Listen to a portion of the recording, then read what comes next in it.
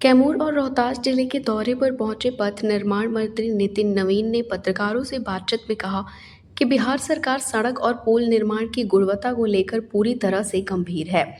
उन्होंने कहा कि जहां भी तकनीकी खामी या लापरवाही मिलेगी, वहां दोषियों पर सख्त कार्रवाई होगी। मंत्री ने बताया कि पंडित दीनदयाल उपाध्याय प्रशिक्षण महाअभियान के तहत वे क्षेत्र में पहुंचे हैं। इस दौरान उन्होंने पुराने भाजपा कार्यकर्ताओं से मुलाकात की और स्थानीय समस्याओं की जानकारी ली। सासाराम में जाम, आरओबी और रिंग रोड की समस्या पर मंत्री ने कहा कि विभागीय अधिकारियों को विस्तृत प्रस्ताव तैयार करने का निर्देश दिया गया है। समीक्षा के बाद इस मामले को मुख्यमंत्री नीतीश कुमार के समक्ष भी रखा जाएगा ताकि शहर को जाम से राहत मिल सके। मंत्री ने भ्रष्टाचार पर जीरो टॉलरेंस की बात को दोहराते हुए मंत्री ने कहा कि अगले 2 से 3 महीनों में राज्य की प्रमुख परियोजनाओं की समीक्षा पूरी कर ली जाएगी। कुछ सवाल है क्या या हम बोलें?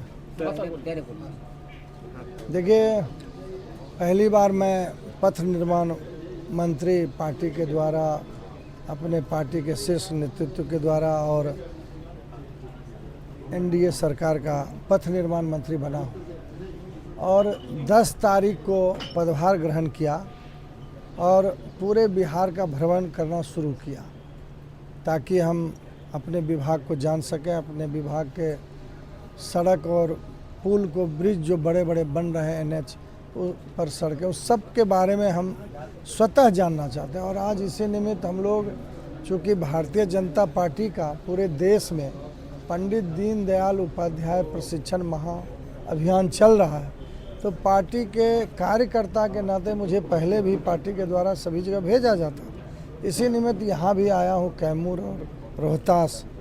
और आज यहाँ पर आपको बताना चाहेंगे कि आते ही पहले मैंने अपने जो भारतीय जनता पार्टी के जनसंघकालीन कार्यकर्ता थे, जिन्होंने आज पार्टी को इतना सेक्रीफाई करके बढ़ाया, उनके दरवाजे पर गया, उनका सम्मान किया और यहाँ की जो समस्या है उसको भी सुना। आप लोगों को आश्वस्त करना चाहते हैं कि जो शिकायतें आ रही हैं बड़े बड़े ब्रिज, पुल, पुलिया या सड़कों में, वो आपको 2 महीने 3 महीने के अंदर में सारी सड़कों का, सारे बड़े पुलों का समीक्षा करने के उपरांत पूरी जानकारी आपको देंगे। में आपका आगमन हुआ है, इस शहर के लिए सर क्या कुछ सौगात?